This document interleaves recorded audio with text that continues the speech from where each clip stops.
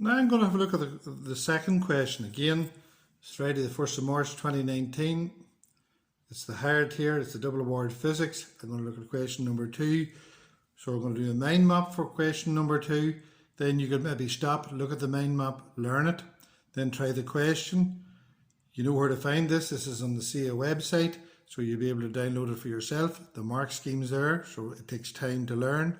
It'll take practice to get the full mark. So I'm going to do the mind map for the second question, which is just a wee mind map on nuclear physics.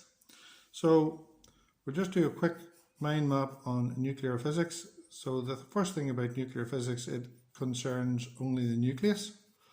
Sounds blatantly obvious when you say it. Concerns only nucleus. And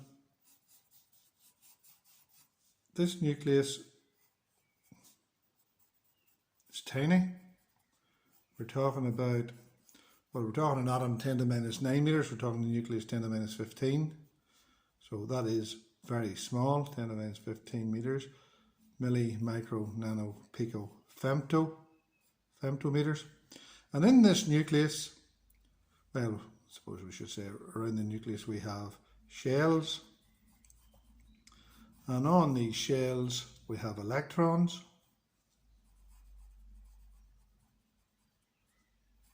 And that's where the electrons live, where the electron lives on the shells.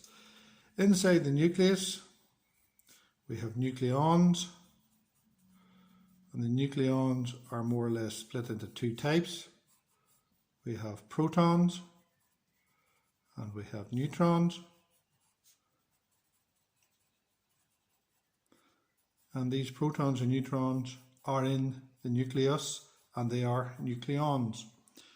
So then I suppose we'll need to look at the naming of it. Remember, A cross zebra. So the Z tells me the number of protons, and this is known as the atomic number. And the A is the number of nucleons, and that's known as atomic mass. Like for example, bog standard carbon 612, that tells me it's got 6 protons. That tells me it's 12 nucleons, of which I have 6 protons and 6 neutrons. And don't forget pen.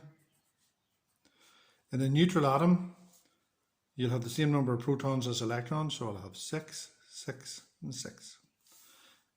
And that should get us to this next question. Last thing I suppose, protons, neutron, and electron. We'll look at the charge, and we're talking relative charge here, so we'll compare like to like. Well, that's known as +1, that's known as -1, and that's known as naught.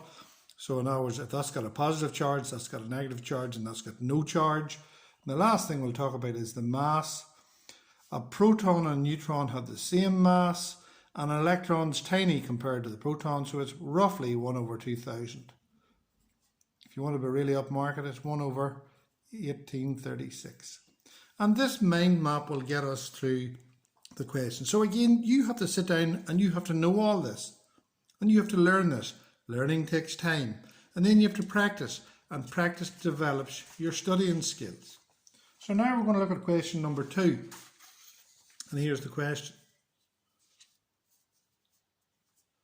So remember, there's the mind map. Let's see, can we do the question? Atoms are made of protons, neutrons and electrons. Complete the table below to show the relative charge of the particles. Well, the proton we know is +1, neutron is 0, and the electron is -1. Now remember, A cross zebra.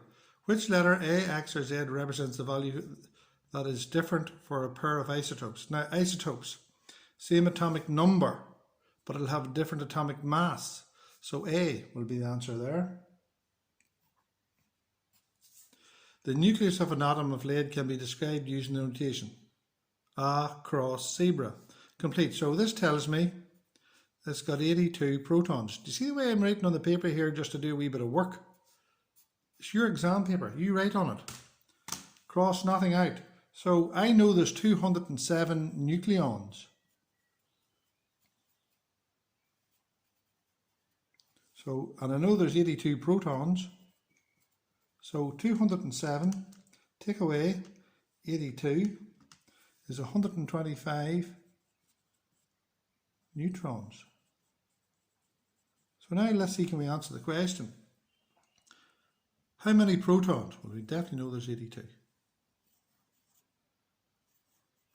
How many neutrons? We've worked it out. 125. Now, again, look at the question here. Nucleus. The examiner has highlighted the nucleus. How many electrons are in the nucleus? None. Why? Remember, they live on the shells. The nuclear physics contains the nucleons. So there's question number 2. So your revision might be, learn that mind map. Make it into a study aid that you like. Look at the questions. Look at the examiner's report. Look at the mark scheme. See, can you get the full marks? Am I hitting all the targets? See you shortly for the next question.